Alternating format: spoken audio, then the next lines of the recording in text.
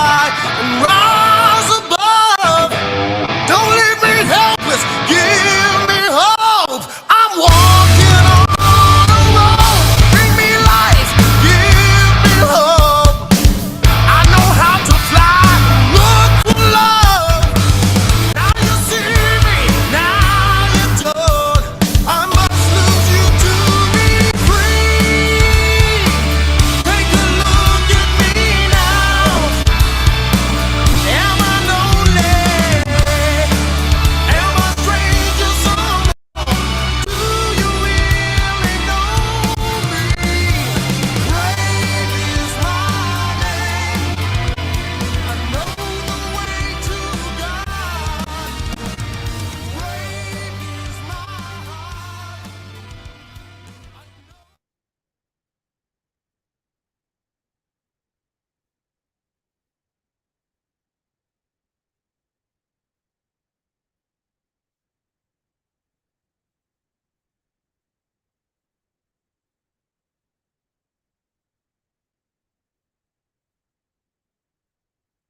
Well, yeah, I think Sean's coming into the show right now.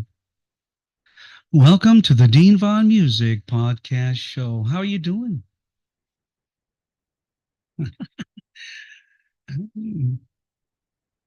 Oh my God, I got all kinds of stuff going on here. Hold on a second. How you doing, Sean? Can you hear I'm me? doing great. How are you? Awesome. I've got YouTube going on in my background. I got to turn it off. Hold on. I'm doing fantastic, but let me turn this off. Hang on. Mhm. There we go. Oh my God. I had YouTube going on at the same time. The stream is going live right now. How you going? How you doing tonight, Sean? I'm can't complain. I'm alive and kicking. Thank You look fantastic. you. Right back Okay. at you. Right back at you.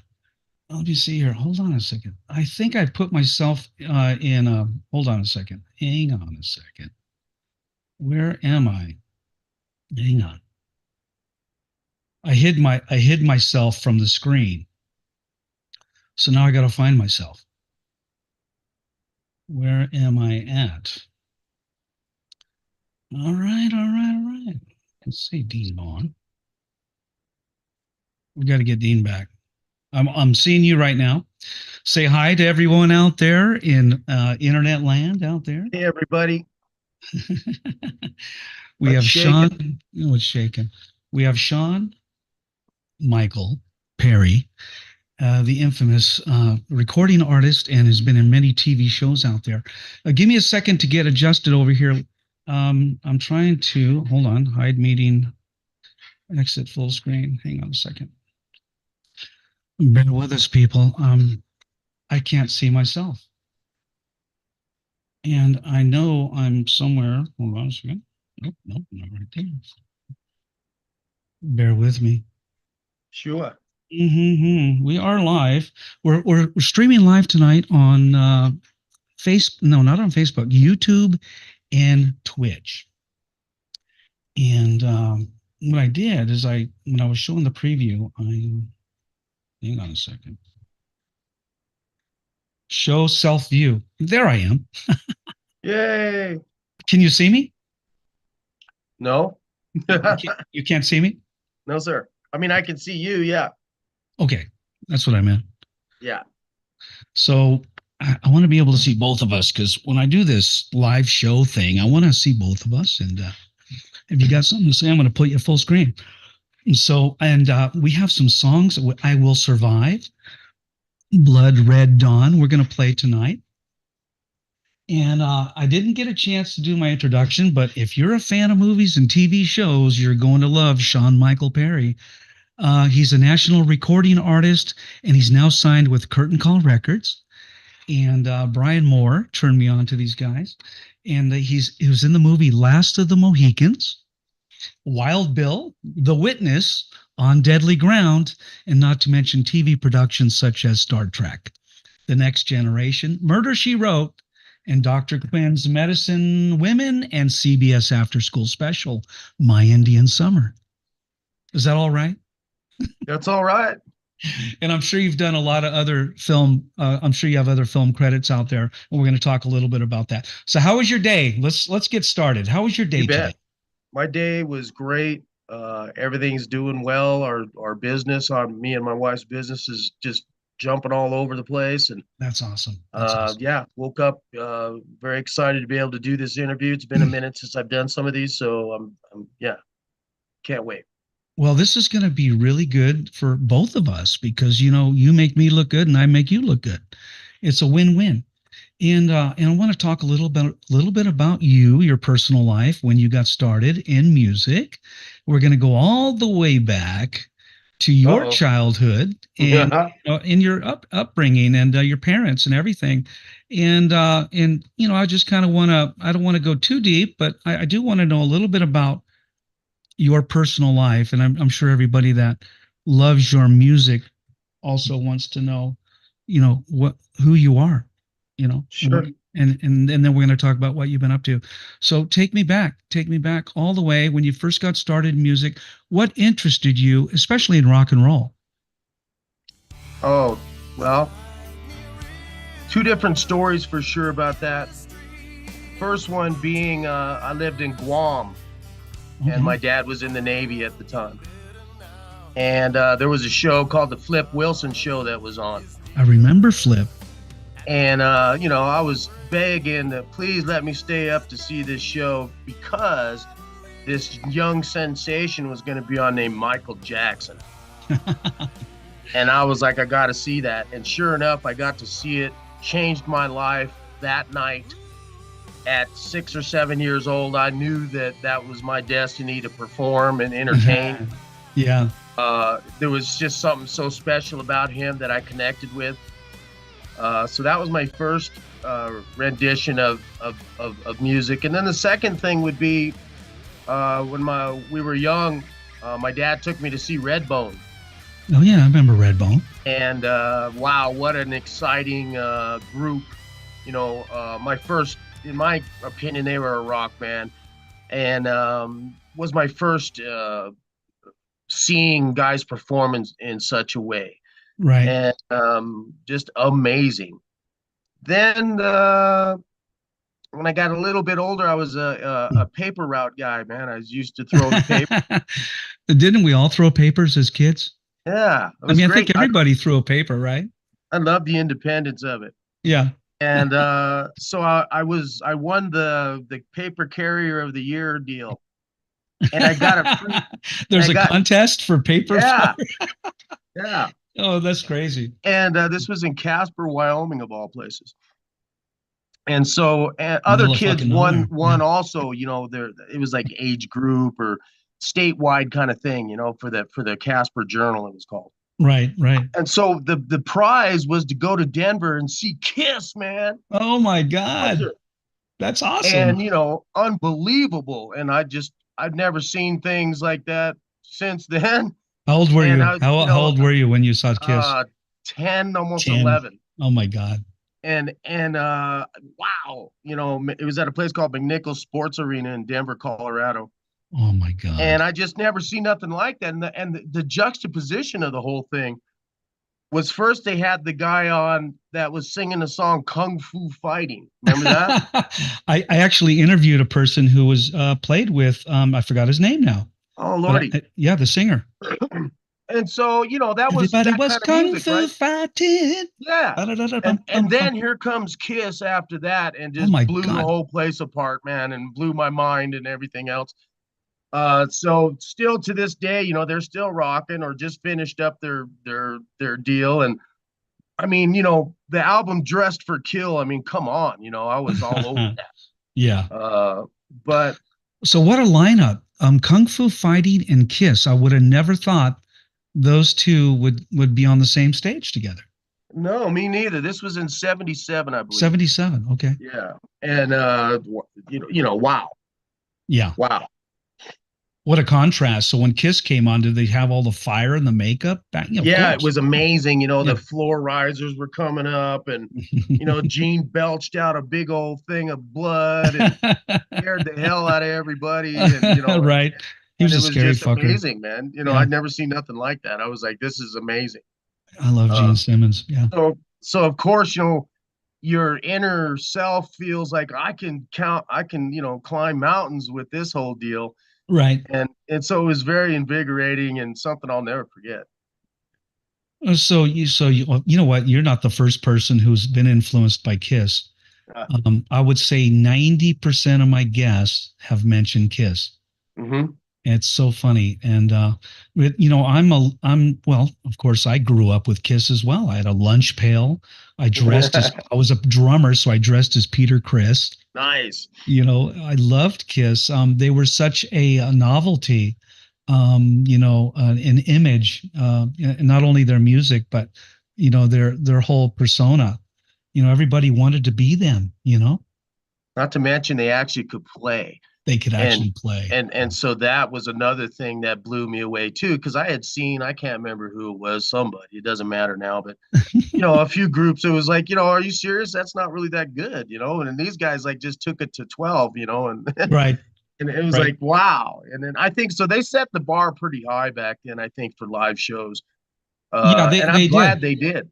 Well, yeah, and because everybody needs to reach the bar, and then, Mm, but and go past the bar, yeah, and the fire and the makeup, and then you had bands like I'm gonna jump forward, like Wasp, and some of the bands who took the fire and the craziness and the antics, Alice Cooper type of show where sure. it's I was just visual. watching Blackie Lawless just at the Sweden Rock Festival yesterday. I was watching a clip of him. Oh yeah, He's still got the pipes. you But he know. was something's wrong with his. I don't know. He was sitting down for most of the show, so we're all getting old, man. But We are, but we're still playing. We're still yeah, playing. isn't that cool? And I know Chris Holmes very, very well.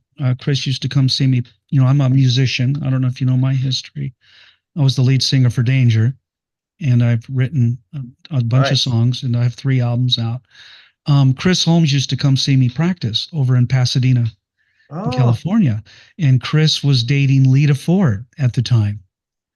And so Chris and Lita would come over, and that's after she was dating Tony Iommi from Black Sabbath. interesting.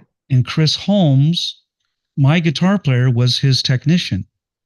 Hmm. So he was taking care of Chris Holmes, and then Chris got sick. I'm sure you know the story of Chris. Yeah.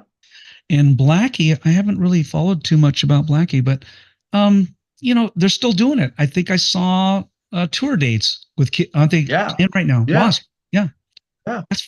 that's awesome. More power to them.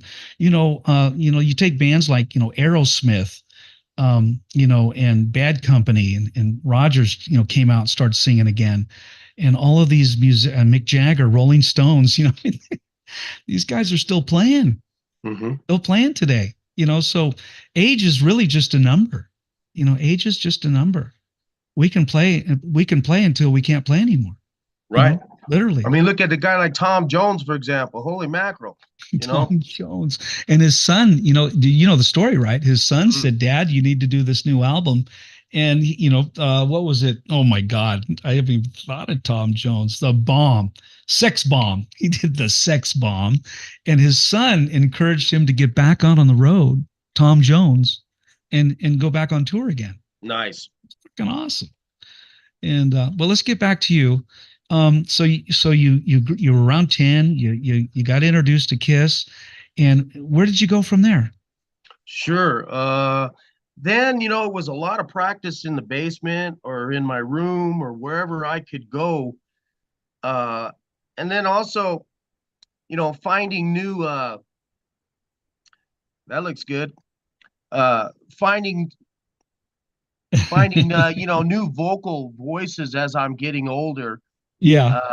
Then, I came into, of course, Journey, Oh, uh, love Journey. and also a guy that I just love his voice, and I think today he's one of the most powerhouse rock singers there is. And his name's Robin McCauley. Oh yeah, And I know Robin. his new albums, one of the segue into my album Brave is Okay. I met a guy named Alessandro Del Vecchio, who I think is an excellent producer, and he was running with Frontiers for a while and producing a lot of the records out there and a lot of the bigger bands that we've all grew up on. all are running their material through him and having Right. a new life, if you will. And the production and the bringing back their sound, if you will, whatever band it is, Giant is just one example. Oh, I love Giant. Yeah. So I'm like just blown away by this guy, and I'm thinking, I have an album's worth of this album, Brave, the tunes and whatnot.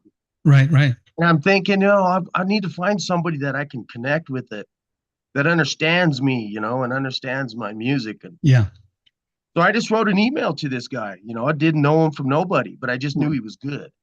Right. And he responded, and he found out I was, indigenous. And he has this really, he has a band called Edge of Forever. Okay. If you listen to their tunes, man, they have a heavy Native American flair to their songs, the storytelling anyway.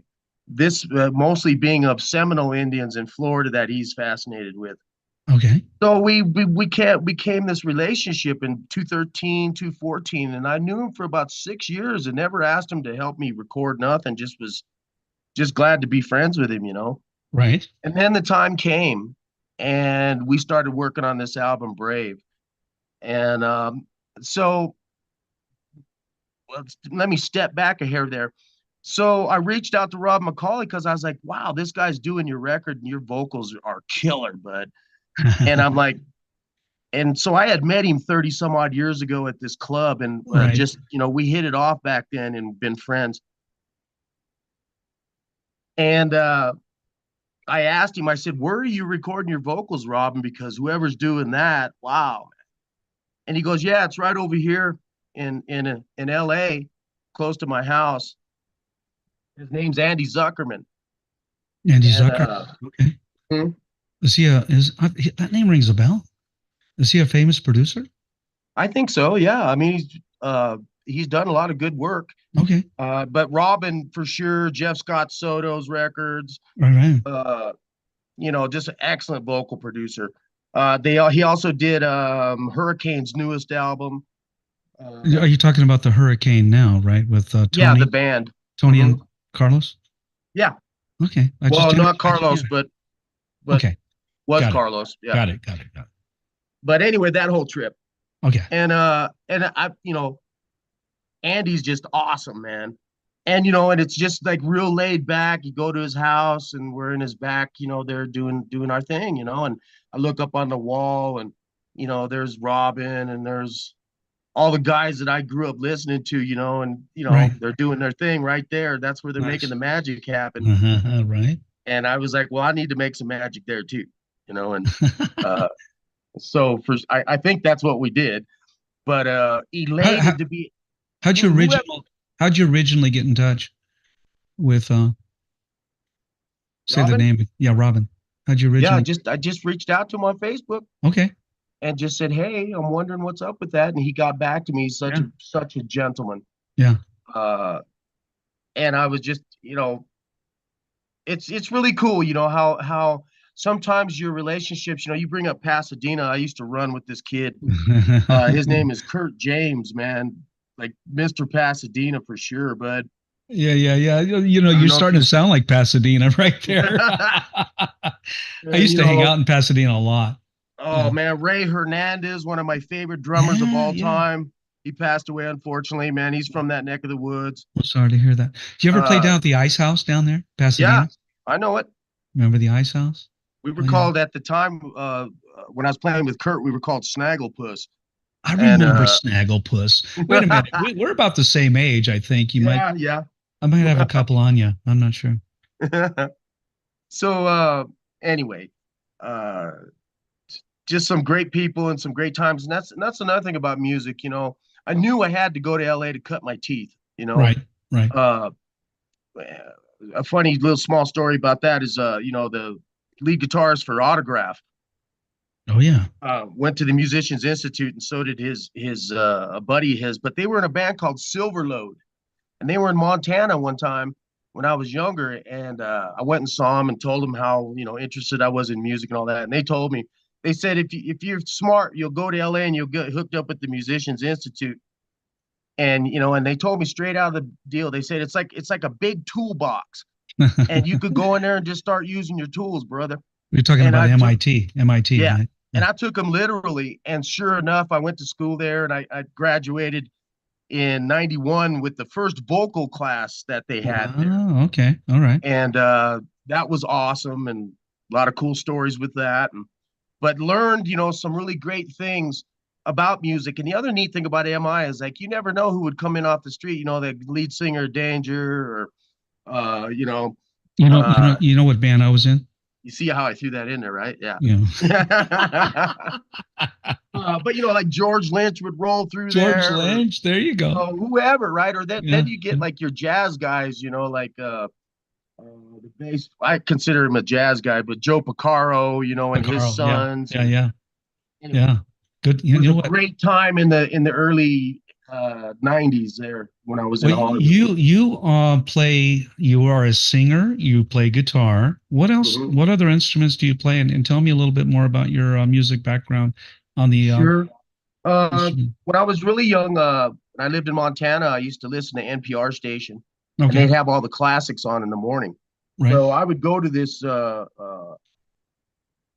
what they call them now, but it was where older people stayed when they got old, Uh, uh, Like a I'd call old convalescent? folks home, but that's not what it's called. But Gotcha. you know what I mean. God Yeah. bless Yeah. them. Yeah. Yeah. But I'd go there, and they had a piano there, so I would practice what I heard on the radio. Okay. I pretty much self-taught myself. And then I went to school at the University of Montana and actually learned how to really play. And this was on the piano. And so a lot of my upbringing is classical, even though at the time I didn't understand notes and point, counterpoint, and so on and so forth. I just knew it as colors and feelings. And so I honed my craft big time. And so the songs on the record all stand together. Okay. Is a Okay. piano song. Some of my other music, I have a song called Forever, a piano song. And Right. I love the pianos, but I'm not So do I. limited to it. It's a great tool to write with, for sure. Well, so piano, guitar. Yeah, I'm sure you Mhm. play bass guitar. Well, I can. I wouldn't consider myself a bass player though, because I don't play all the time. You sound like me. I pick up the bass when I need to, but Yeah. but I'm a piano player. I'm primarily a keyboard player. Beautiful. I'm a blues, jazz, rock and roll. I learned from a blues keyboard teacher. He was really good. I was only like 14, but anyway, like Deep Purple, that kind of keyboards, Nice, man. ripping blues, but that's why I always ask. I have a very musical audience out there. A lot of the people that listen to this show are musicians. Very cool. Hey, here's another one for you. And so another school I dropped by for a minute or two. I didn't graduate from there. But I took class. It was called the Dick Grove School of Music. Oh, okay. And that was more jazz and more, Okay. Hiroshima kind of vibe, Oh yeah, yeah. But wow, what a cool place that was. Just the vibe of those old timers, that were playing the music out there. And the another neat thing is when I went to Hollywood, I went and looked up Redbone because I wanted to meet him. Yeah. When I met him when I was younger, but when I wanted to meet him when I was a man. And I met them, and that's another cool thing I got to do in my life is I got to roadie for him for about 22 shows. You got to roadie? Yeah. You mean for Redbone? You mean for Redbone? Yeah. Okay. Oh, yeah. All right. And Lolly Vegas, as a matter of fact, lead singer of Redbone, he passed away, of course, in 2010, but here's one of his paintings that he did. Wow. So he was an artist, a painter. Yeah, killer. I love him so much. He taught me so much about the business and about the old school Hollywood. So you got pretty close to Redbone. Very close. Yeah. You were probably like his native brother. I would more consider him like my dad, man, to be honest with you. Really? Okay. I mean, just because at that time my father wasn't around, and Gotcha. he was a very fatherly figure at that time. He was in his 60s at the time when I met him. But he was so cool to me about just teaching me music and places I should go and places I shouldn't go. Right. He was like your dad. Yeah. Yeah. What an amazing guy. So let's dive a little deeper into your music. The show starts to get exciting right now. Uh-oh. So for you people out there and you're listening, I like to get you to know my guest and know who he is, where he came from, and then we're going to dive deep into what he's doing and what he's doing now and where is he going to be doing in the future. And I just love your voice on this song, I Will Survive. Thank you. Can you hear it? Yes, I can. Is that you doing the production and the voices on that? Me and Andy. Okay. I hear a second voice. Yeah, the second voice is is Alessandro. Okay. What a great song. We're going to play the video tonight. You have a couple really cool videos that I watched. Thank you. Blood Red Dawn. And I Will Survive, which is the album we talked about earlier. Mm-hmm. What was the name of the album? Brave. You know, I was listening to your songs earlier today, and I don't want to overwhelm the audience tonight with 1,000 songs. So we're going to play a few, and I'm going to play the video tonight. But tell me a little bit more about this song that I'm playing now. Tell me what you were thinking when you wrote it, and why did you write it, and who did you write it for? Okay. I was super sad when I wrote this song. I lost my son. I'm sorry to hear. Yeah, and it's all about him at that moment when I Gotcha. wrote it. Okay. And I'm asking questions like, what are you gonna do now after you've moved on? And then I also say, what are you gonna do, girl? And just because now I'm asking the question to everybody, what are you gonna do with your life? Gotcha. So what's interesting about this song, it's morphed over the years. I wrote it a long time ago. What year would you write that? 80s, 70s? 96. I'm going back 70s. I was born in 63, so. And who's playing guitar? Who's playing guitar? You? Sure, his name is Andreas Saveso, man, he's killer. I really got lost in the guitar leads on this song. The dude smokes. I think he's one of the best. Shit. He's only 23 years old. Listen to this. When you get to the lead, I'm going to crank it up. Go ahead. Tell me the story. Sure. So as it grew and I mended and I tried to get past my son dying, I would ask myself, And I hope and pray that just for today, make it This was at the very end. this is what I would ask. run and hide, let go of my life. Oh no, where am I? That's how alone and bewildered I was. What a great voice you have. I love my son so much, and I love everybody's son that in a similar instance. It just was so profound to me. It took me a long time to get it together, because it was tough coming out of my mouth. Right. But once it came, I knew that it was for others, not just myself, to heal. Right. And so, just long story short, I entered the song years later in the Native American Music Awards in 2022, and I won with that song, just acoustically, not built up like this. Wow. Okay. And I'll have to I'll send you that, let you hear it, but Let me hear that. But it kind of morphed into a song for all the missing and murdered women and children and young men, not only across the land, but more importantly in Indian country. Right. And there's a huge, oh God, That's there's a lot of incredible. darkness there when it comes to some of our young people. Yeah. And I concur. and so I feel that there's that cry for help that we always need, no matter who we are. and giving it up to a higher power, if you will. Please, I Yeah. need help. I can't take it any further. Right. That kind Right. of thing. No, I got it. So that's what it turned into. And then when I talked to Ali, I said, "Hey, we need to take this up another notch and build the full song with it." And sure enough, he did it.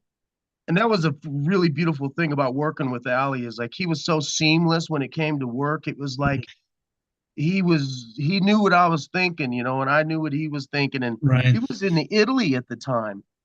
And and playing with Jorn, who is another one of my favorite rock and roll artists of all I know time. Jordan. Yeah. Love him, man. Yeah.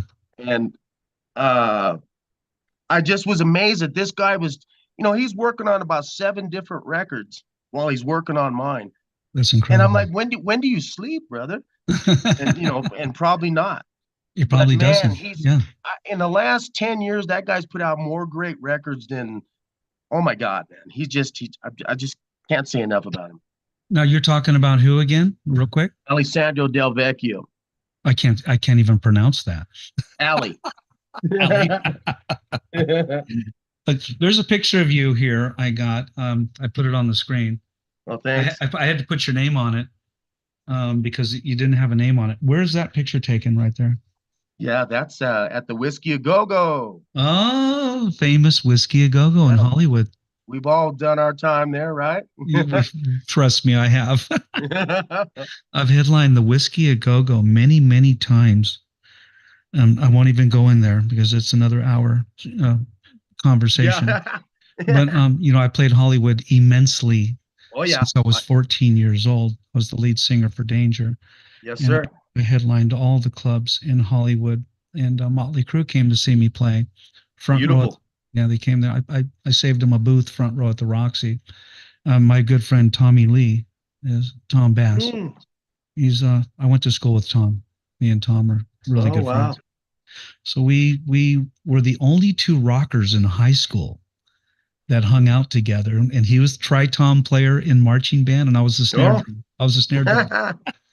And we got to drive on the bus with all the flag girls. So we had a little competition. So me and Tommy were having a lot of fun. But enough about that. So yeah, this was just at the Whiskey here this last January. I always try to play out there or somewhere during the NAMM show. Did you say January you were out here in the Whiskey? Yeah. No shit. Damn. So I saw a video clip, and you have an explosive performance on stage, and you only show it for like a second during one of the videos you have out. And I go, why didn't he show that whole thing? Why show that whole concert? Because it's just a clip. It's just like a 3-second. And I looked at it, I go, wow, I want to see more of that. Do you have any live performance videos out there that people can Yes, I do. I'll send you some, and I'll load a few up on the different things when we get off the show. Okay. Well, when I do post-production on this, I'm going to re-release it Friday. Okay. And it's going to be on Spotify, iHeartRadio, Pandora, Amazon. It's going to be on 50 different streaming sites all over the world in 105 countries. So this live show will stay local until Friday. Okay. And then you will go worldwide. Nuclear. You will go nuke on to 105. And we're going to really and then I get to polish it up and make it look all professional and Nice, brother. Because the live show, I'm kind of like, I'm looking at like 10 screens. If you were on my side of the screen right now, you'd be going, what do I click on next? Because I got all your songs lined up. I got all your videos lined up, and the Zoom is not real friendly in the podcast world yet, but I like it because the quality, and it's not real heavy. I never have a problem with performance. It doesn't freeze. It's not heavy. I play your music. I get 5 audio tracks. I get 3 audio tracks just in case you drop out on one. Right. I get 3 audio tracks on you. So I really like Zoom for that reason. It's not a plug for Zoom, but cool. I've been looking at other podcast format platforms, and I don't know. I like to work hard at what I do, and I'm really having to work hard to make this whole thing go live. And it's still new. So you're season 4, you're episode 35. on the Dean Vaughn Music podcast show, and I'm halfway through season 4, and then I'll do, every time season 5. And I'm working mostly with Curtain Call Records and all the musicians on that. And that brings me back to question number 59. Yeah. When did you get involved with Curtain Call Records? And Sure. So I guess it's been maybe about just 3 months now. okay, And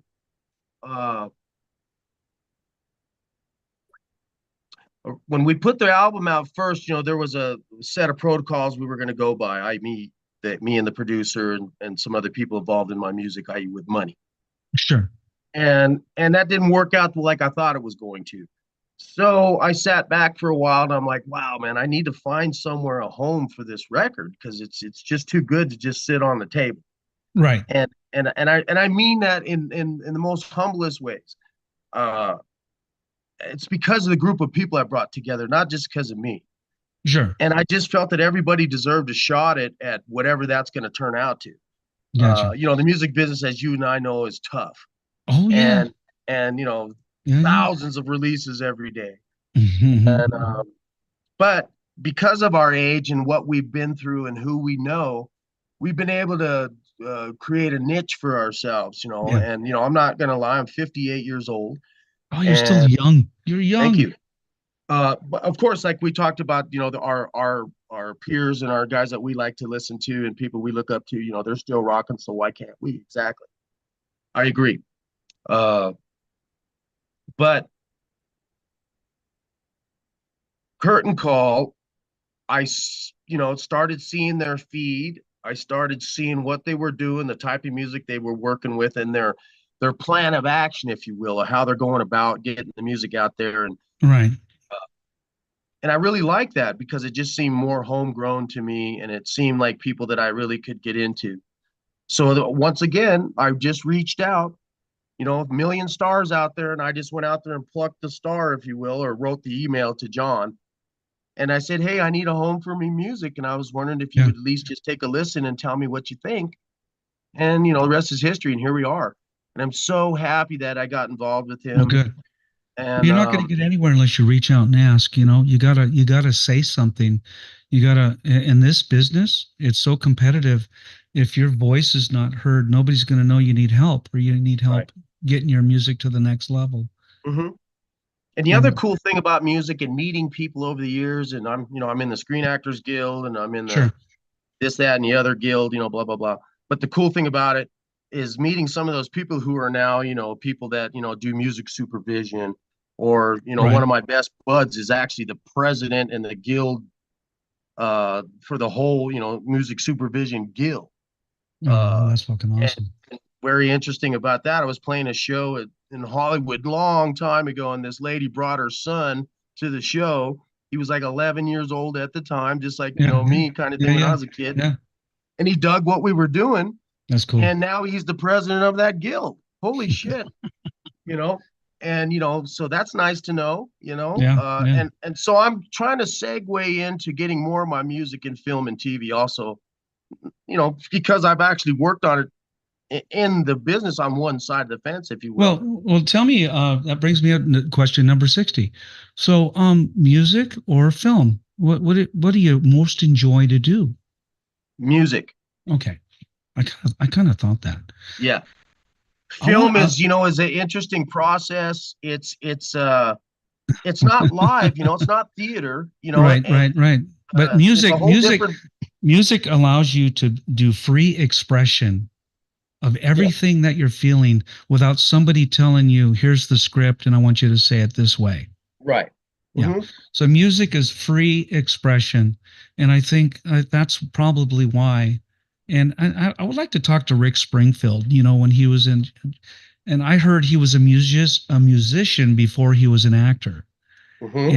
And I'm sure he would rather do music than General Hospital or some of the soap operas he was in.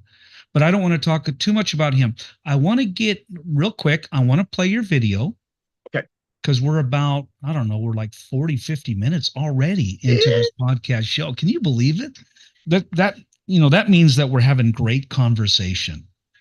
Yeah, they don't, when I sing, they don't say hot blooded, they say hot winded Check it and see. No, I'm just kidding. Hot winded doesn't bleed. Okay, so I'm going to play one of your videos, and I have them lined up. Let me look real quick here. Hold on a second. Videos. Where are you? Okay, I'm going to make sure it's stereo. Yeah, it is. Okay. All right, so let me find the video. And I think it's Brave, and I have Okay. it / I Will Survive, but I'm going to play it anyway. Are you ready? I'm ready. Y'all ready out there? Are you all ready? Are you all ready? Here we go. Okay, so that's I Will Survive. Okay. Okay.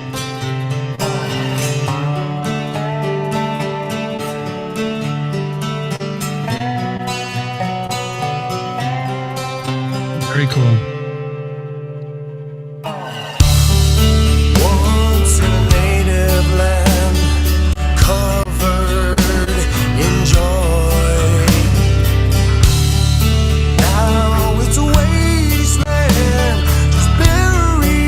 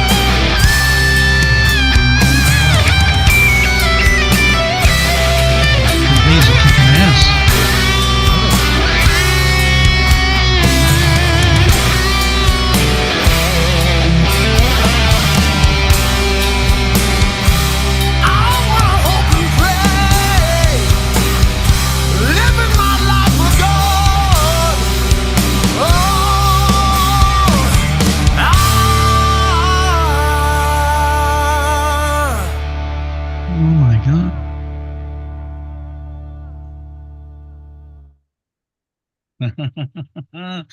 That was awesome.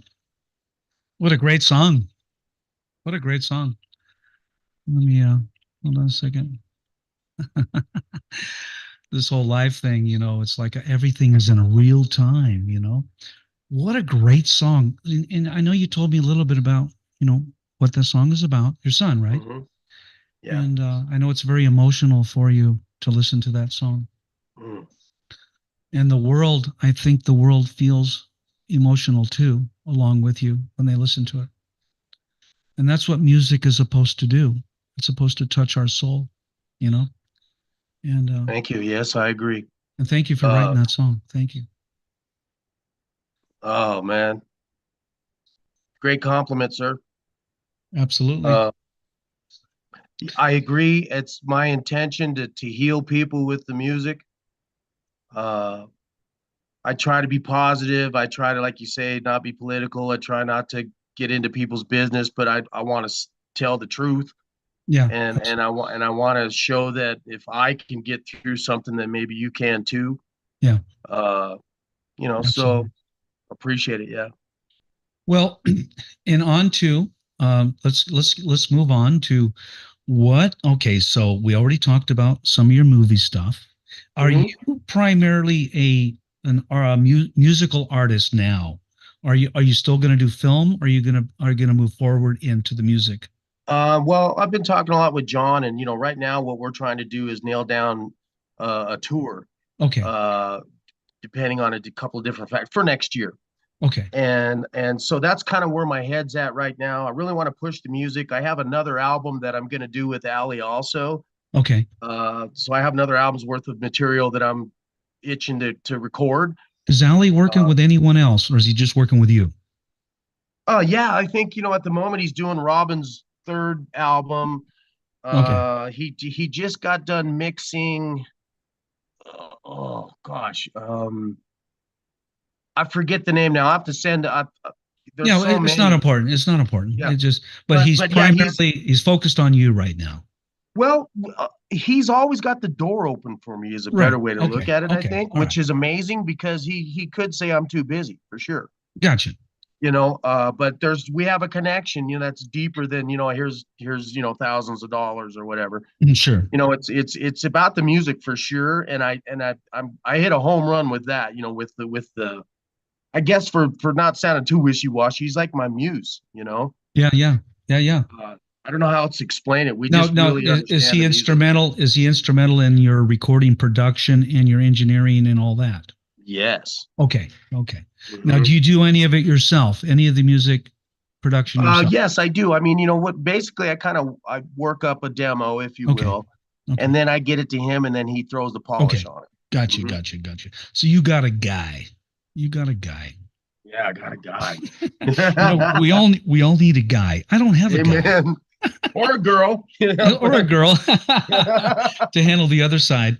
But we all need the guy. And I have a good friend of mine who is his name is John, and you might know him better as Abso Facto. And Hmm, and John is a huge pop and alternative rock star, and he's signed by Atlantic Records. nice. And we got invited to their wedding, and I didn't even know who he was. I'm at the Uh-huh. wedding, and I go, "Hi, John," and he's got all these crazy Hollywood friends. I'm in Las Vegas. I'm downtown Las Uh-huh. Vegas, and I felt out of place. Like, where am I? And everyone had on all this jewelry, and they were just really crazy and stylish, and Hmm. and and and I go, John's and he's Abso Facto. I just know him as John. Hmm. And so some players have a what do you call it? Another side. Right. And he's John to me. But your music is it appeals to all genres and and probably a wide age bracket, I would imagine. All the way from teens to up to 80, 90 years old. I love it. I'll take it. I can Uh, listen to your music all day long. that's You know, really, really, that's what I want to hear. That's why I made it. That's why I gambled on it, whatever you want to call it, right? Absolutely. I knew deep inside that it was bigger than me, and I knew that it was going to help people along the way, and we haven't even gotten started. Well, no. Which is the great thing about it. I'm tickled to death for the future of this music, and I Yeah. just that was all. I think everyone needs that kind of flotation device, if you will, you Right. know, to get you to the other island. Well, So I, so tell me about your songwriting.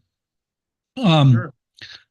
okay, I know a little bit about. I didn't get to dive real deep. How many songs are on your first album?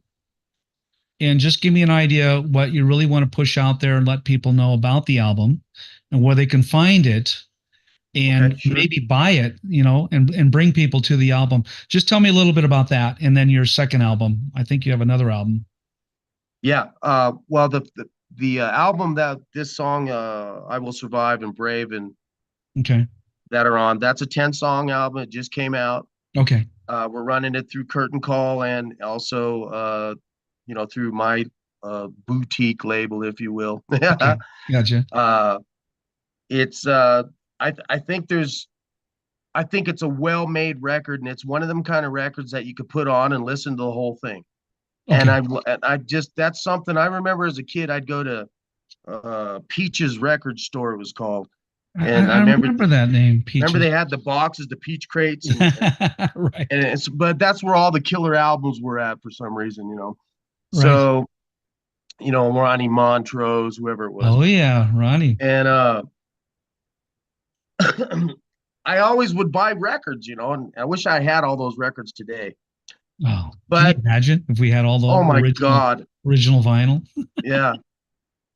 But some of them were really great. And the other thing too was the Where's that artwork. lead? Sorry. But then some of them were like, one hit wonders, only one song that was, in my opinion, worth anything. Sure, sure.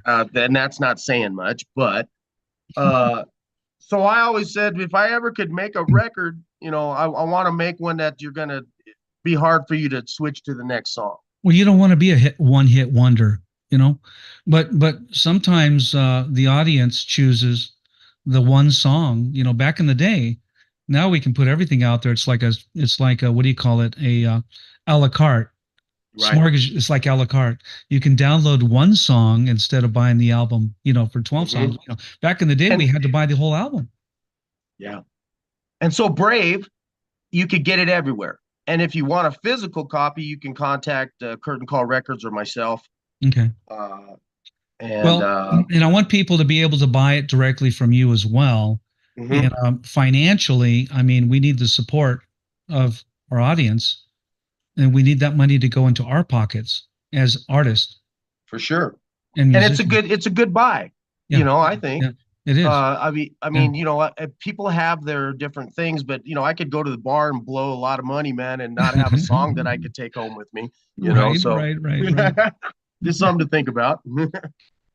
So the album, okay, the one that I'm showing on the back screen, Shawn Yeah, Michael Perry. this is Brave. Yeah, Okay, that's Brave. And that has the 10 songs on the album? yeah, Okay. So I want the audience to know that album, if you Google that, Shawn Michael Perry, Brave, you will run right smack into the download and you can listen to the song. And what I want to encourage you to do is to go to the website where Shawn Michael Perry's website and buy it from the website. Buy the album, buy the CD, get the only to support the artist. You can go ahead and listen to it on Spotify and all those other streaming sites, but there's no money there for the artist. And so I'm telling you to support the artist. I always say that. I love it. Thank you. Absolutely. And you're such a genuine guy. Genuine. I say genuine. You're and I knew when I was going into this podcast show, we were going to have a serious conversation at Hey, some point. I wanted to say real quick too, since the Pasadena, I got to get back to that because I Go cut my ahead. teeth into their head. Go ahead. Tell me. Gina, You're talking about Gina Zamparelli? yeah, Oh, me and her are good friends. I know. I used to run heavy over there. The more I think and the more I look at you, I know we hung out before, but Me because and I you. used that was my stomping grounds because all the killer musicians came from there. And and then Yeah. here's the other thing. So my friend Kurt James is a total Van Halen freak, man. Oh my God. And in my opinion, he sounds better than anybody else to sound just like Eddie Van Halen. I think he's the guy. No shit. He doesn't play in any Van Halen groups or nothing like that, but he could, and Right. he would smoke everybody. He's that good. Anyway, one time he goes, dude, let's go over here, and we rolled up a joint, and we went to Altadena, and we went to this house, man. It was on the corner. I can't remember the street, but we went in there and we burned that joint, and we sat on the ground, and that concrete that we sat on was, guess whose house it was? It was the Van Halen's house, man. Were you over in Pasadena, right? Yeah, right on the edge of Pasadena, Orange Altadena, Grove, right on the. California, Orange Grove, right around there. Yep. Right. Okay, I know where you were. So Yeah, yeah. the house he grew up in, brother, and I'm in there, man, and then so I don't have it with me. It's in my vault. But I Right. have a piece of rock that fell off the concrete. So I have a piece of Eddie Van Halen's rock, man. I swear to So God, Eddie one of Rock. the most awesome things ever. And you know what's interesting? Right now, I'm talking to my guitar player. His name's Jake Fawn. He's a really awesome guitar player who in my band right now. And we want to do this version of Bullet Head, Okay. but it's the backyard Pasadena version, man. It's not the one they did on the Oh, okay. album all the Okay. years later. Right, It's right, the one right. that screams and kicks your ass, man. Nice, nice. And so that's how much I love Van Halen, man, you know. And I was so fortunate to have that Kurt James, introduced me to a lot of heavy musicians out that way. Uh One time he played with the dude that sang for the Bus Boys. I forget his name. Bus Boys. Yeah. All black group. And we went to this thing, the Black Rock Coalition at the Club Lingerie. Oh yeah, I remember that place. Remember that? Yeah. Yeah, we went there, and so me and my friend Kurt are like the lightest skinned dudes in there, man. and so I know what you mean. I know what so you my mean. friend Yeah. Kurt gets up on stage with the singer from the Bus Boys, and they do a rendition of Red House, man, and make you cry, bud. Oh my God. Oh man, Some old I Jimmy. never. Oh That my was an God. amazing show, man. But Red anyway, that's how killer, House over yonder. Yeah. that's how good this guitar Yeah, player was, yeah. man. He still is, man. He's out there somewhere. Me and you were a little closer than I thought we were. I think we might have bumped heads back in LA. Yeah, especially with I'm pretty sure at one of the shows with Zeno Zamparelli show over there at the Ice House or Gina booked me somewhere. Gina and Pat Bassage. Remember Pat? God rest her soul, man. I miss her. I know. I miss Gina too. Pat Bassage is still around. He's still doing shows. Wow. Remember Pat? Yep.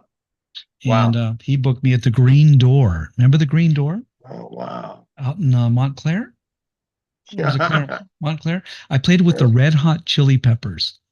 Oh wow. At the Green Door before anyone knew who they were.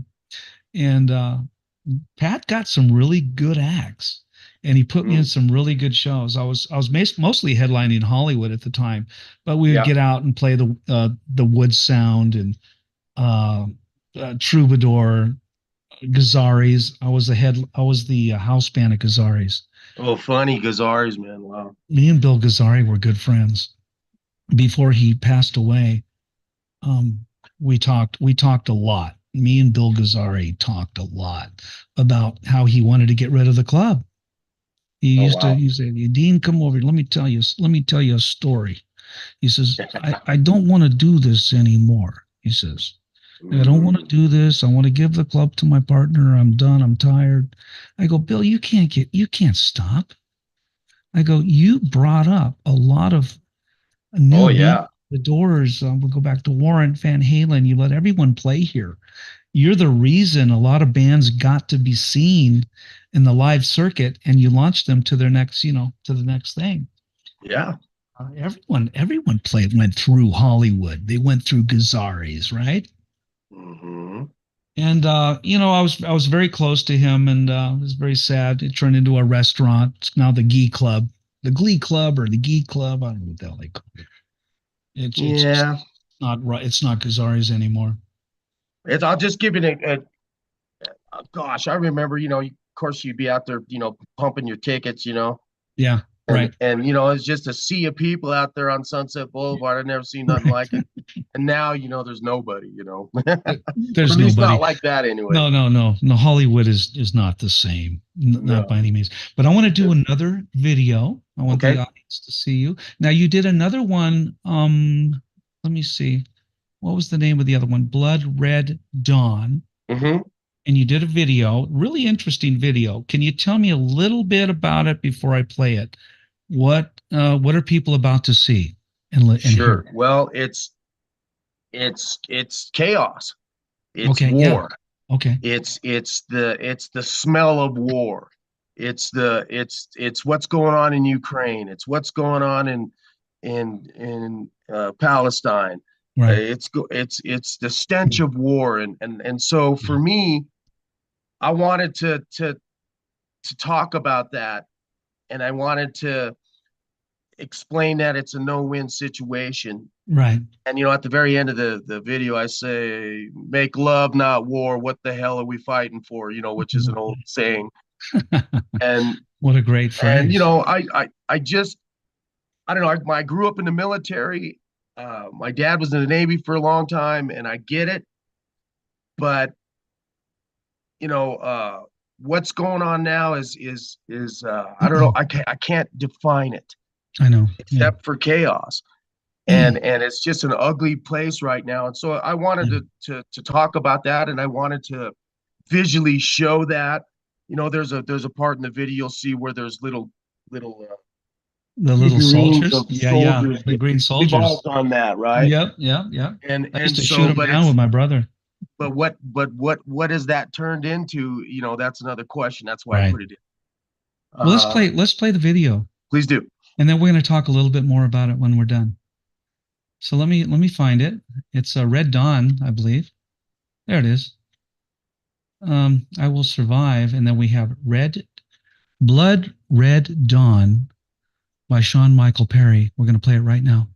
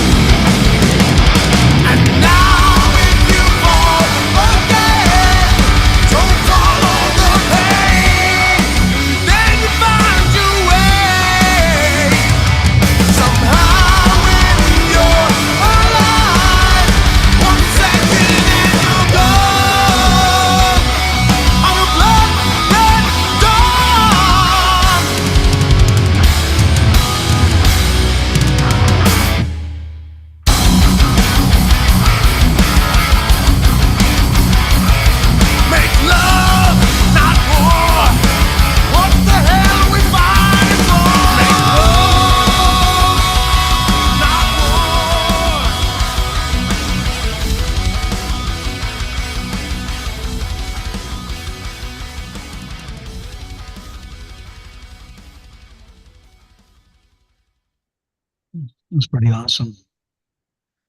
Pretty awesome stuff. Yeah. That song kicks some serious ass, don't you think? Thank you. Yes, I do. I Okay, hold on. Tell me a little bit about who is playing. Let's give a little shout out to the musicians who are playing on that album. Go ahead. you bet. So on drums we have Michelle Santa. Michelle Santa. On guitar, Andrea Saveso. Andrea Saveso. Mm-hmm. On bass, on Alessandro Del Vecchio. Alessandro Del Vecchio. Mm-hmm. That's a tough one. And there's a little bit of keys on there, and he's also doing that too. And you're the singer. Are you playing any and guitar? I'm singing. Are you playing guitar? Are you playing guitar? Yeah. Yeah. Are you playing lead? No. Why not? Why not? Because I'm not that good, but I aspire to be. You're like me. Me and you are very, very close because I leave the exceptional shit to the real lead guitar players. There you go, right? Yeah. And I mean, I'll play. I can air guitar big time, bud. Check this out. No, I'm just kidding. But No, I love the guitar, and I do play, and I have a few guitars, and I think I'm a pretty decent rhythm player, but not close to the lead because I just never put the time into it. Well, you're a songwriter, so you have to have some. If you're a solo songwriter, where you sit down and write a song, yeah, you have to play something. Right. You have to play guitar, piano, something. And if on my last, I'm sorry, on my last album called The Special Edition, which was about 10 years ago, I played acoustic guitar on that whole record, and then played live and sang, which was a challenge, but I actually started to get pretty good at it. Okay, we're going to take some calls. You ready for some calls? Sure. Yeah, I know you thought this podcast was over, but it's far from over. I'm keeping you here all night tonight. It's marathon, baby. It's a marathon podcast show by Dean Vaughn. And I have some people out there, I know they want to call in, and you have a lot of fans. I found out today you have over 150,000 views on one of your YouTube songs. Yeah, it's getting up there. That's about 12 cents. Well, forget about the money. Forget about the money. The money's not going to be there. But the people want to hear you, and they don't want to pay. A lot of people don't want to pay. So they're going to listen to you for free. But I am going to put up a screen. Okay, hold on. Mm-hmm. Hold on a second. I do this every show. And I'm going to get out of the way. So when I put out the advertisement, I also put the phone number. But if everyone out there, call in and talk to Shawn Michael Perry, who is also a very famous film actor. He's been in Star Trek, Next Generation, and he's been in a lot of movies. He's also a national recording artist. And I want you to call in and ask him some questions. See what he's up to. So I'm going to give you some numbers. The country code is 1. Area code 253-205-0468. The secret code to get in is 702-927-2226. I'm going to say it one more time. Country code is 1. If you're calling in from out of the country, you'll need that. Area code 253-205-0468. And that's in the United States. Secret code to get in, 702-927-2226. So write that down. If you're driving, keep your hands on the wheel. A lot of you people are out there listening to the show live, and you're not watching, you're listening. And Shawn Michael Perry is here, ready to take your questions. And give a call into the show. You don't even have to be watching the show. Well, you kind of have to be watching the show, but but you can call in from your phone. You don't need to log into Zoom or log into any programs. Just pick up your phone. Area code 253-205-0468. That's the United States.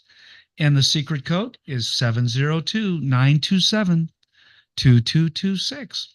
Anyway, we're going to keep talking. And if you call in, we'll take your calls right now. We are getting close to a wrap up, but we want to talk a little bit more to Shawn about his music and acting career.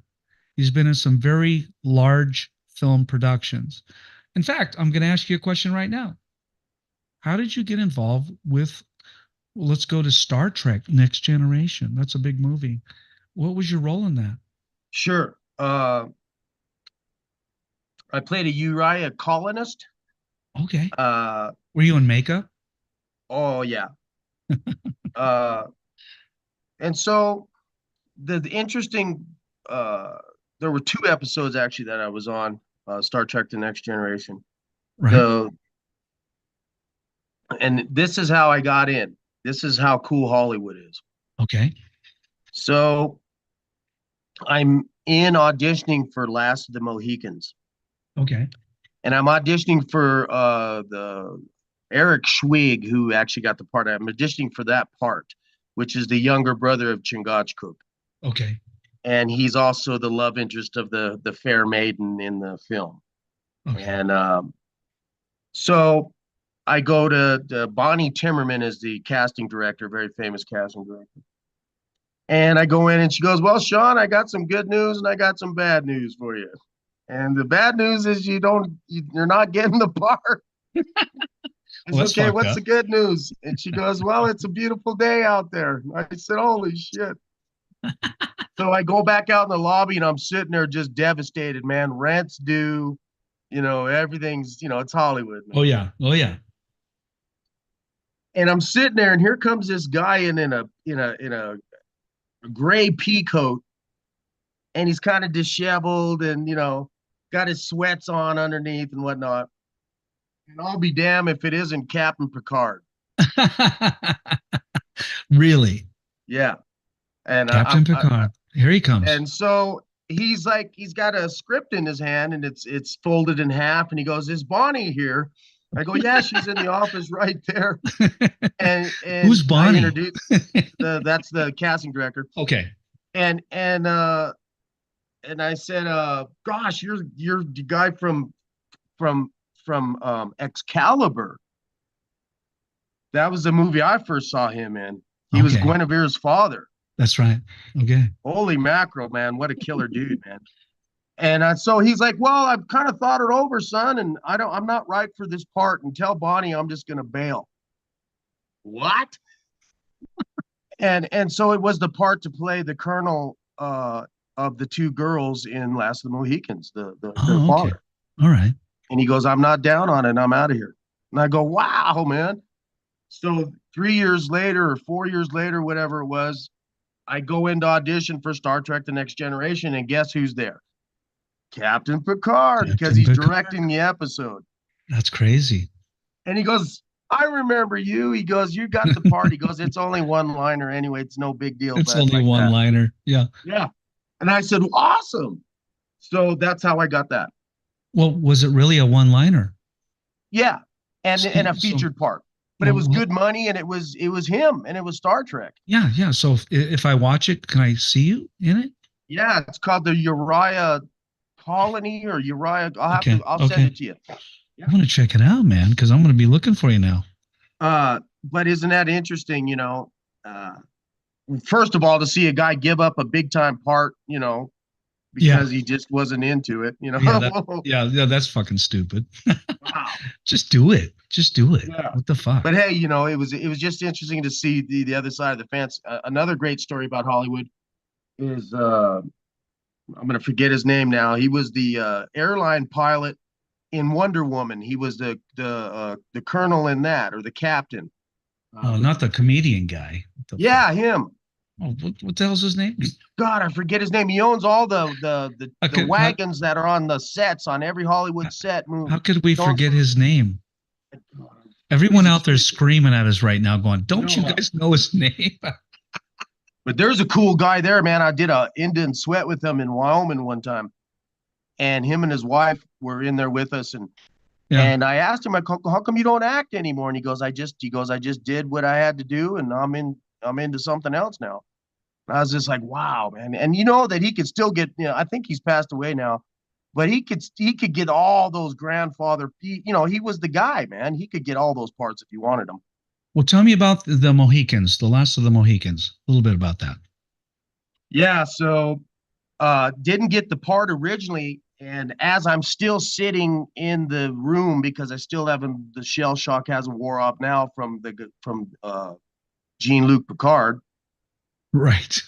And then another guy walks in and he's a little short, stout guy, man, and he's real kind of gruff, and he goes, I'm the stunt coordinator on this movie. And I see that you have gymnastic skills. Well, he goes, I am also a gymnast. And he goes, are you ready to go to work? And so next thing I know, I was one of the 12 main stunt guys that went to Alabama first for a mercenary style type of. Are you also a stunt actor as well? Yes. Okay. That's how I cut my teeth. Gotcha. Okay. And so, off to North Carolina, we went for 6 months and learned hand-to-hand combat and living in the woods just like the Indians would do, and I was like, man, some kind of Indian I am, man. I got a corn, man. My feet hurt, No, I'm just kidding. But, you know what? Wow. I wanted to talk a little bit about your heritage, your upbringing, your native heritage as an Indian. Mm-hmm. What do you have to say out to all your native Indian co-parts and just, well, first of all, I love inspiration? all of you. And, we're all continuing the struggle. Yeah. We're all learning the capitalistic way that America is. Yeah. And, it's in some ways that's not conducive to the Native American, if you will, just to put it, Briefly or mildly. Yeah. Yeah. So, that's always been a sticking point, and then there's also the crab bucket theory where we pull ourselves down as opposed to build ourselves up. Right. And, that's the old divide and conquer theory that the United States put on a lot of the natives, across the country. Yeah. And then in my opinion, there are American Indian people that live in South America too. Right. And, they've all been through hell and back too. Right. And so my wish as a human being is that we all can get past all of that and compliment each other for our heritage and for our culture. And as you see, like in touring right now with bands, for example, right, a lot of bands are cutting their shows, man, because they can't sell tickets. Right. Why Sad. is that all of a sudden? What happened? Yeah. Where's the message?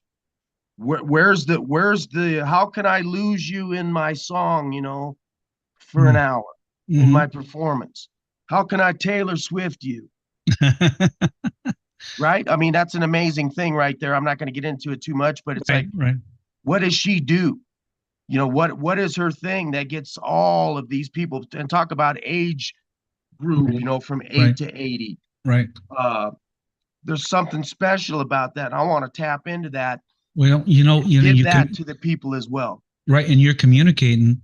Well, and Taylor Swift, she talks to her audience. She's very connected to her audience. I love that. And you are connected to your audience. And some people go, well, it's a cult. No, it's not a cult. We're connected to a certain group of people. Right. And you're connected to a certain group of people, and your message, that if it's narrow or if it's wide, it's very hard to talk to everyone at the same time. Does that make sense? Yes, it does. Because you're going to get a lot of slap back saying, well, that doesn't make any sense. I don't like what you're saying. Right. You're being political. You're on this side or you're on that side. It's very hard to communicate with everyone at the same time. Mm-hmm. And that's all I can say. My whole thing is I guess if I'm really gonna, but I believe in God. I believe in a higher power. I believe in the Creator, and that's what side I'm on. And yeah, I agree. I just that's me, and I don't want to push no one in any direction. But if my light shines the way it's supposed to, well then it's people are gonna come, and I want to do right by them. because they're doing right by me, you know. I absolutely agree. I picked up this at the end of your album on this song. Hmm. I almost missed it because it's very faint on the album. Hmm. And I brought it in because I wanted you to hear it. And we're going to start wrapping up here. So tell the audience what you got coming out. What are you doing? Are you going on tour? Where can they get your album? I'm going to put some links at the bottom of the show so people can Okay. find you. Appreciate it. And this podcast will be reposted out to 105 countries on 40 to 50 different streaming platforms through Spotify. They're kind of my sponsor. They're my boost. They get me out there. Awesome. And I really am honored to interview such a great person, like yourself. And you are. Ah, thank you, brother. Very Appreciate it. honored, very honored. And Shawn Michael Perry, um, he has a very illustrious life and career and history and future. And until we leave this earth, both of us, and we have more to do. And Yes. I know you have more to do. So tell the audience what you are going to do moving forward and what they can look forward to. Sure.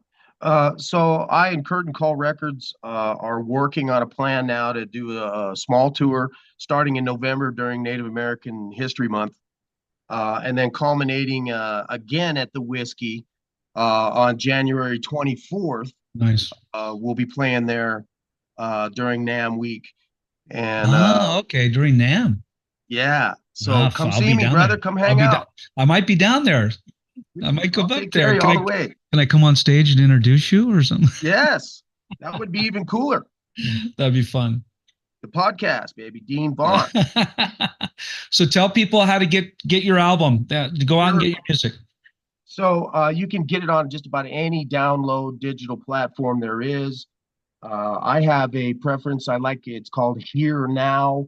Okay. Just type that in and you'll see it has all my music there, not just the new album Brave, but all my music. Gotcha. Also working on new songs for another record that I hope to put out next year sometime early in the new year. Okay. I have a film called No Time to Run that's out right now. It just got on Amazon Prime. Took a while. No Time to Run on Amazon?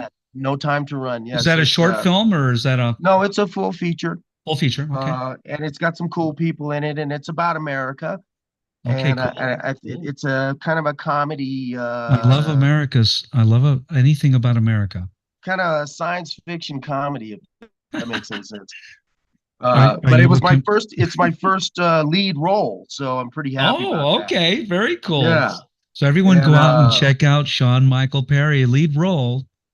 And I appreciate that. Amazon. It's on Amazon. So we're going to And put of some course- links. Go ahead. And another thing too is I also I've been listening to this one album. It has nothing to do with me, but I just want to shout out to Door 13. Door 13. I love those guys. Yeah, I'm digging their music, man, and just I've been listening to them, and the lady that sings in the front lady, Mercedes. Yeah, Mercedes. She reminds me of the lady Ann Wilson from Heart. Oh, she really does. Yeah. She really does. I was trying to put it together. I just interviewed Door 13. And Mercedes was awesome during the show. She is such a performer, and she used to come see me play when I was in Danger. Oh wow! I think she had my poster on her wall. Their sound is fresh, man, and it's different. I like it. Door 13 is awesome. You got great taste, and you're just a great person. I really enjoyed this interview tonight. Thank you, brother. And I want to see you again. I want to see you on tour. I want to interview you again when you're available. I know Curtain Call Records has great plans for you. And so let's celebrate you. And I didn't really get to pull any pranks on you tonight. I sometimes I pull a prank. And you know who you are, right? Who? You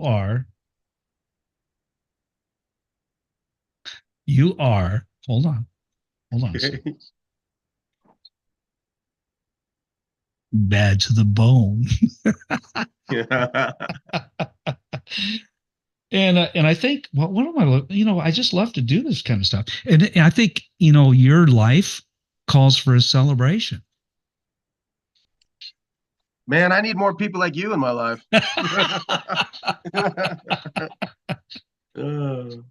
Yeah, I can't complain, man. It's been a wild ride. It's been a fun ride. It's been a glorious thing. And I know so many people are down, with their Yeah. things and Yeah. and whatnot. And I, you know, stand up, lift yourself up, man. It's gonna get better. Things Yeah. happen. Hey, that's a good message to send out to the world. Keep talking. Yeah, Go ahead. yeah. Please, I just, pain comes fast. I just lost my brother a couple weeks ago, and Sorry to hear that. yeah, it's tough, man. But I'm gonna turn it into something beautiful, you know, and because that's what he would have wanted, Yeah. and And he's yeah. watching down on you right now on this podcast show, and he's going, God, I was so wishing he would be able to see me do this new music, but I mean, I know he is. You're right, but gosh, I miss him. He's a big inspiration to me. well, our brother's our brother. And I want to thank you for doing the show tonight. And I want you to tell your audience, just thank you for watching. And I know a lot of people are watching you tonight, and they're giving you hope for success in the future. And I'm going to keep promoting this. This is going to be also aired again Friday at 6 p.m. Pacific Standard Time. I'm going to do a premiere Friday night on YouTube, which is going to also. So if you want to join in, Shawn, and say hi to your fans, they're going to have a second chance to talk to you. Okay, cool. Yeah. All you need to do is join in at 6 o'clock this Friday night. All right, will do. And that'll be the polished version of this podcast show. So I want to thank you for doing the show, and I look forward to you doing it again. And I got a question. Yes. So who's your better half that's handing you your nice fresh drinks over there? That's Lois Larimore. Hi, Lois. She's my better half. She's over there. She keeps handing me beers. It's funny. You- I don't want to. You're doing good, bud. That's a great lady right there. Everyone needs a good woman in their life. Amen. And I know there's pros and cons about that, but we need dual support. It's nice to have a relationship. Yes, I've been married now 11 years and been with my gal Congratulations. for 16 years. Wow. And it's the best thing I ever did. Was scared shitless in the beginning for sure. But and we're together 19 years oh, now. God bless you, man. And Lois Larimore is a very famous actress. If you look her up, she's you want to come in right now? Can I come in to say, Shawn? Oh, she wants to come in. Is that okay, Shawn? Please, yeah. Hi. Your interview, and you do sweat lodges, and we have to talk. Amen. I have a How are spiritual you? TV Thanks. show. Lois is Nice to meet you. she was in The Punisher. Remember The Punisher? Oh, stop that! I have my Oh. own shows. With Dolph Lundgren? What's his name? Yeah, but I played Yeah? Elliot. She was Elliot Gould's wife We need to talk. in Australia. Elliot Gould is awesome. Yes. Elliot Gould, she was his wife. And with Wow. Christopher Atkins. Remember Christopher Atkins? Yes, I do. We need to talk. Yes, I want please. you on my TV show. Okay. Okay, we're going to hook that up. And we also have a very famous... Love you. I'll give it to you. Oh, thank you so much. Okay. Oh, Phil would love you in his Yeah, movie. Phil, we got a connection for you. Okay, all right. Bye. Thank you, Shawn. You're welcome. Bye. You said bye. So that's the beer. She's handing me beers. And she's a wonderful woman, let me tell you. I don't know what I'd do without her, sometimes. I'm so happy I got to meet her, man. I saw that arm flash out there. I was like, who's that? I need one of them. I know she wants to do the Dean and Lois show, and I haven't really come up with Ah, I don't know. interesting. Maybe we'll do something in that era, something like not comedy, but I don't know, banter, whatever. Oh man, just real quick, I got to go to the Gene Autry Museum a couple years ago. Oh, Gene Autry, yeah. And, anyway, I have this book that that this photographer did named Steve. He's also a director, and ran with Roger Gorman all the time. Oh yeah, yeah. And Corman, excuse me. And Corman. anyway, Yeah. it's like all the top, Hollywood cowboys. Oh yeah. Okay. And they all came to this place, and I have the book and I have all their signatures, oh my God, man. But just back to your gal, I was thinking of the Hollywood, and Yeah. the royalty of it and the coolness of it. Yeah. Yeah. Yeah. We could talk a lot about that for sure. All right, I'm going to wrap up. I want to thank you for doing the Dean Vaughn Music Podcast Show. Yes, sir. Out of Las Vegas, Nevada, we had Shawn Michael Perry. And I want you to stay in tune with what he's doing. And there'll be some links at the bottom of the show. So I want everyone to pay attention to Shawn Michael Perry and what he's doing now and today. Okay? So thank you so much, Shawn, for doing the show. Peace to all of you, man. I appreciate it. You got it, brother. I'm gonna do a little outro video. Are you ready? I'm ready. Here we go.